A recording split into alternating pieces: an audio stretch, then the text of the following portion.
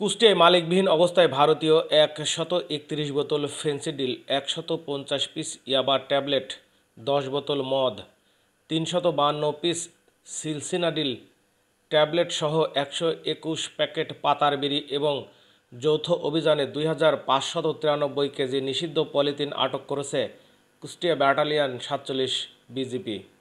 বিজিবির পক্ষ থেকে এই তথ্য নিশ্চিত করেন 47 বিজিবির অধিনায়ক লেফটেন্যান্ট কর্নেল মাহবুব মোর্শেদ রহমান পিএসসি। আজ 5 আগস্ট সকাল 6টার সময় হতে দুপুর 3টা পর্যন্ত ছত্রগাছা দক্ষিণপাড়া পলিথিন গোডাউনে এই অভিযান পরিচালনা করেন।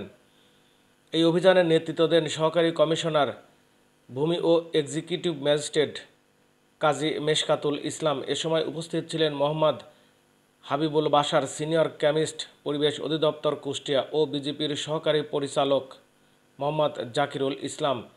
এছাড়াও গত 4 আগস্ট বিজিবির পক্ষ থেকে পৃথক পৃথক মাদক বিরোধী অভিযান পরিচালনা করে বিপুল পরিমাণ মাদক আটক করা হয়।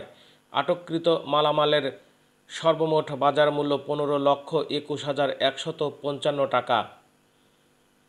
মালিকবিহীন অবস্থায় উদ্ধারকৃত মাদকদ্রব্য ও চোরাচালানি মালামাল বিধি মোতাবেক ধ্বংসের নিমিত্তে কুষ্টিয়া ব্যাটালিয়ন সদর মাদক স্টোরে এবং নিষিদ্ধ পলিথিন পরিবেশ অধিদপ্তর কুষ্টিয়ায় জমা রাখা হয়েছে বলে জানা যায়।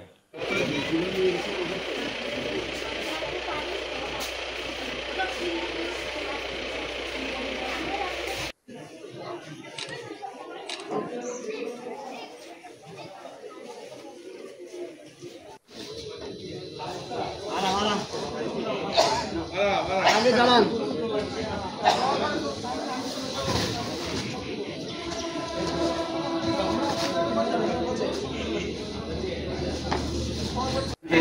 কৃষ্ণপুর নিবাস সাবেক চেয়ারম্যান হাজী মোহাম্মদ আব্দুল সালামের বড় ভাই আব্দুর রহমান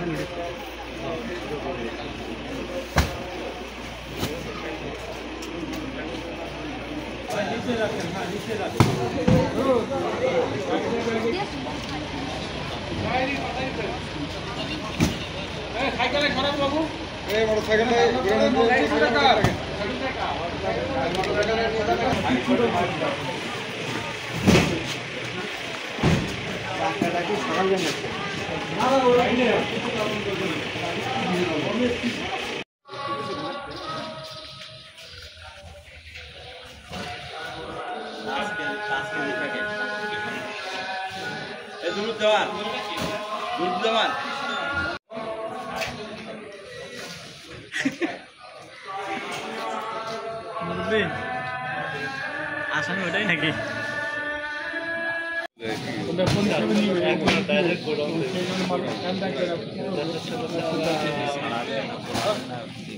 आम काटा लिया आम काटा लिया बोले আম কাটা দিয়ে না ওটা হচ্ছে बड़े बड़े ही ना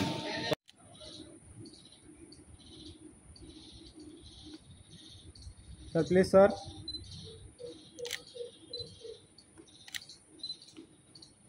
थैंक यू सर